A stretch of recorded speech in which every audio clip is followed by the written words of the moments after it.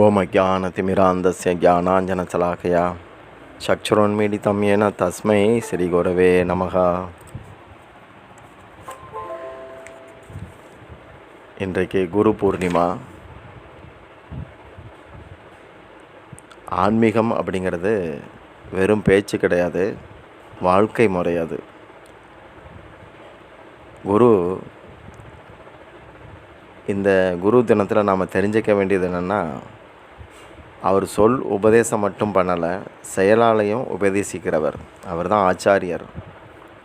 குருனா வலிமை அப்படின்னு ஒரு அர்த்தம் உண்டு.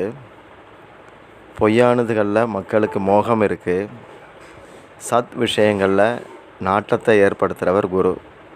பொய்யானதுகளுக்கு அசத் அப்படின்னு பேர். ஆங்கிலத்தில் அசட் அப்படின்னா என்ன அர்த்தம்? நிலையற்றது, நிலையற்ற சொத்து, அதாவது நிலையானது இல்லை அப்படிங்கிற ஒரு அர்த்தம் இருக்குது. சத்துங்கிறது பரமாத்மாவை குறிக்கும். அதுதான் எல்லாருக்கும் நிலையான சொத்து. ஆனால் பரமாத்மா மேலே நமக்கு பிடிப்பு வரலை, உலக விஷயங்களில் வந்திருக்கு. நகத்தை அலங்கரிக்கிறோம், முடியை அலங்கரிக்கிறோம். இதுகெல்லாம் அசிங்கமானதாக சாஸ்திரத்தில் இருக்குது.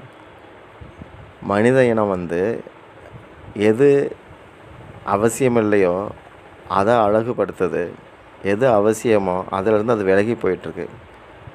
நம்ம முடிக்கு இவ்வளவு கவனம் செலுத்துகிறோம், தலைமுடிக்கு. ஆனால் ஒரு முடி உணவில் விழுந்துச்சுன்னா அந்த அன்னம் உண்ணத்தகாததாக மாறுது. ஹரே கிருஷ்ணா.